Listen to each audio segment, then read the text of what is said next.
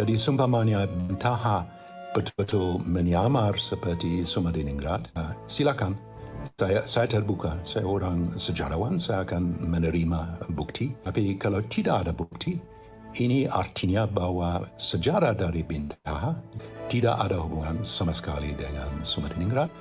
Dan apa yang ditahu oleh Hasan Lutfi adalah salah satu sejarah yang diada-adakan. Pemirsa yang budiman dimanapun Anda berada, sungguhlah amat sangat keterlaluan akhlak para habib-habib yang mengaku cucu Rasulullah ini, hanya demi kepentingan bisnis politik, namun tidak mau terang-terangan untuk dianggap sebagai politik.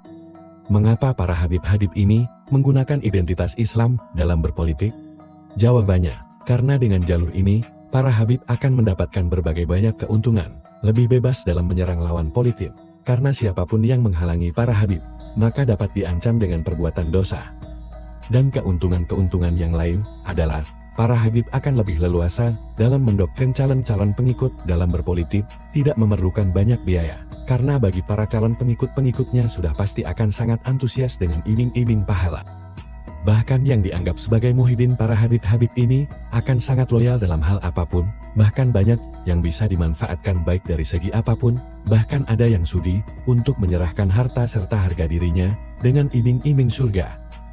Selain murah berpolitik dengan memanfaatkan keagungan nama Rasulullah, maka juga akan didapatkan banyak keuntungan materi-materi dari para muhibinnya yang loyal, hingga sangat mudah mendapatkan kemewahan-kemewahan duniawi, jadi akan mendapatkan banyak keuntungan-keuntungan di dalamnya.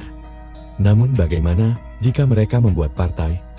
Jawabannya adalah, akan sangat memerlukan banyak biaya, serta tenaga dan pikiran, dan untuk mencari calon pengikut maka akan perlu kerja keras serta bukti real di lapangan yang sangat jelas, tentunya akan lebih rumit dan perlu banyak biaya dan tantangannya. Maka jalan termurah dan lebih banyak menguntungkan adalah, dengan menjual tokoh Islam yang paling berpengaruh, yaitu Rasulullah SAW. Namun akibat dari keputusan, serta perbuatan para habib-habib ini, sangatlah merugikan banyak pihak, dan sangat meresahkan masyarakat luas, baik dari segi ekonomi, sosial, serta budaya. Dan menurut pandangan umat muslim yang taat serta faham di dalam agama, ataupun para tokoh-tokoh besar yang lebih faham secara mendalam, perbuatan dan langkah para habib ini, akan mengancam serta merusak mental kaum muslimin, karena tentu akan berpengaruh dengan kejiwaan kaum muslimin yang masih awam.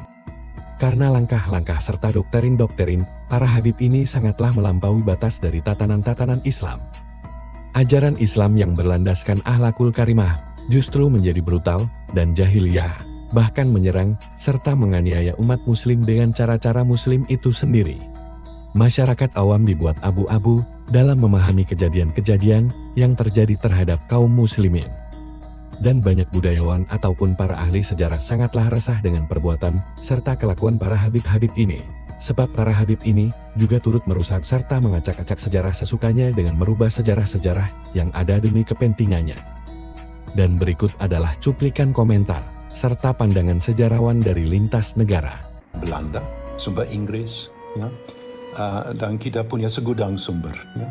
Jadi seumpamanya Taha betul-betul menyamar seperti Sumadiningrat, kita mohon melihat sumber. Ya. Kalau sumber bisa menyaingi Babat Bedaing Yogyakarta dari Panular, bisa menyaingi saksi mata dari John Dean, saksi mata dari Mangkunegara Kedua, saksi mata dari Penghulu Jogja pada 1832, silakan. Saya dengan senang hati akan menerima itu sebab saya merasa bahwa keluarga bin Yahya adalah keluarga yang bukan sembarangan keluarga. Kalau mereka punya leluhur setenar Raden Saleh Sharif Bustaman bin Yahya bin Awal, ya, orang yang luar biasa. Silakan.